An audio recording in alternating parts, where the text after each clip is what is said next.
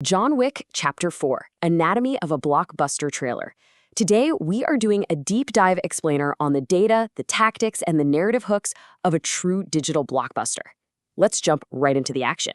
53,413,229. That is the view count on the official Lionsgate upload alone. But honestly, in the world of John Wick, you've got to think of this less as a simple view count and more like, well, the staggering global bounty placed on his head. This massive number represents a huge, interconnected network of fans eagerly returning to a universe they absolutely love. The appetite for the story hasn't just survived over 4 films, it has completely skyrocketed. It's literally the digital equivalent of an entire country packing into a movie theater, totally drawn in by that single, high-octane promise of the action we all know is coming. But, views are really just the beginning here. 733,000 likes.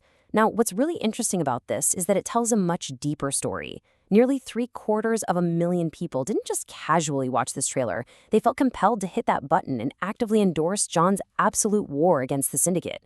It shows us an intensely loyal fan base that is just fully invested in the lore and the spectacle of it all. It proves the hype for the Baba Yaga is absolutely genuine, not artificially inflated in the slightest. The plot, high stakes, and global consequences. Behind all those massive numbers is a story of relentless escalation. The trailer description doesn't just promise us more action. It promises a massive expansion of the mythos, raising the stakes to an absolute fever pitch with some very real global consequences. Just listen to this exact quote from the official synopsis. John Wick uncovers a path to defeating the High Table. Okay, pause for a second, because this is huge. For 3 entire movies, the High Table has been this untouchable, omnipotent shadow organization just ruling the criminal underworld with an iron fist, right? They've been the looming storm. But now, the narrative paradigm shifts entirely. John is no longer just running, he isn't reacting, or trying to barely survive his excommunicado status. He's going on the offensive. He has actually found a structural vulnerability in what seems like an impossible system, and that sets up the ultimate franchise-defining stakes for Chapter 4. And this brilliantly illustrates an impossible, suffocating trap for our guy. On one side, we have a new enemy with powerful alliances across the globe, meaning the geography of the threat is larger than it's ever been, spanning from Paris to Japan to Berlin. But then, on the flip side, we have forces that turn old friends into foes. I mean, this is pure psychological warfare. The High Table isn't just sending those faceless assassins in tactical gear anymore, they are actively weaponizing John's own past against him. The story acts like a vice grip. John is trapped right between a fresh, infinitely resourced global threat and the heartbreaking betrayal of the only people he ever actually trusted. The all-star heavy hitters. To survive stakes that are this astronomical, you need allies and enemies who can really carry both the physical and emotional weight. So let's take a look at the heavy hitters driving those tens of millions of views. Just listen to this rhythm. Keanu Reeves, Donnie Yen, Bill Skarsgård, Lawrence Fishburne, Hiroyuki Sanada, Shamir Anderson, Lance Reddick, Rina Sawayama, Scott Adkins, Ian McShane. Wow, I mean, this isn't just a cast list, is it? It's basically a roster of the world's most elite assassins gathering for war. Lionsgate seriously stocked the deck here by bringing in absolute legends of global action cinema right alongside heavy-hitting character actors and some really exciting newcomers. Seeing these names tells any informed fan everything they need to know. The martial arts pedigree here is going to be completely off the charts. But the real architects of all this beautifully choreographed violence actually lie behind the camera. The description highlights Lionsgate as the distributor, sure, but the secret weapon of this entire franchise sits with Thunder Road Films and, crucially, 8711 Production. If you didn't know, 8711 is this elite action design and stunt choreography company founded by the directors of the original John Wick. Seeing their name attached basically guarantees that the practical effects, those incredibly long camera takes, and the visceral combat will be executed at the absolute highest possible standard. The digital footprint and ongoing hype.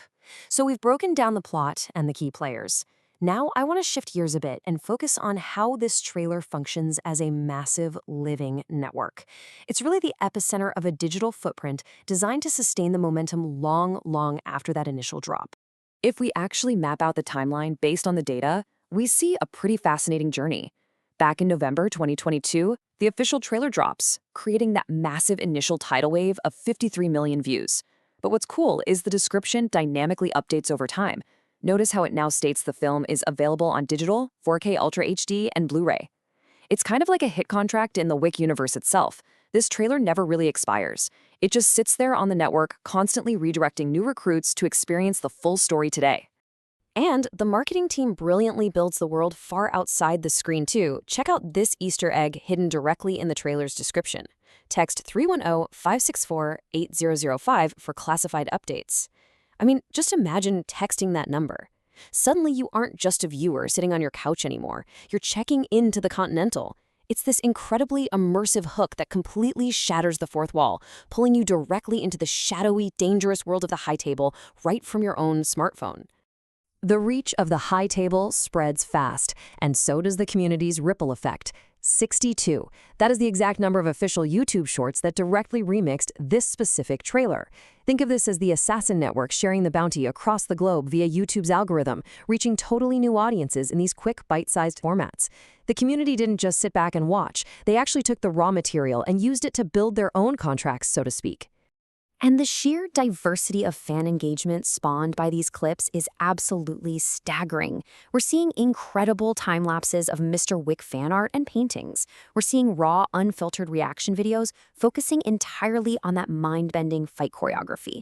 But honestly, perhaps the most thrilling ones are the deep dives from actual martial artists. You have creators out there breaking down the real-world Filipino martial arts techniques, like Santakan and Kali, that the actors are actually utilizing on screen. The trailer literally becomes an educational tool for enthusiasts, which just goes to prove the brutal authenticity of that 8-7-11 choreography. Which brings us right back to the ultimate question laid out in the story synopsis. Can Wick truly earn his freedom? The trailer gives us tens of millions of views worth of pure spectacle. It gives us global alliances, old friends turned into deadly foes, and a direct path to the high table. But it brilliantly withholds the one single answer we actually care about. It sets up these insurmountable odds and leaves us absolutely desperate for the climax. So, what do you think? Can Wick truly earn his freedom? The table is set, and as we know, the only way out is through.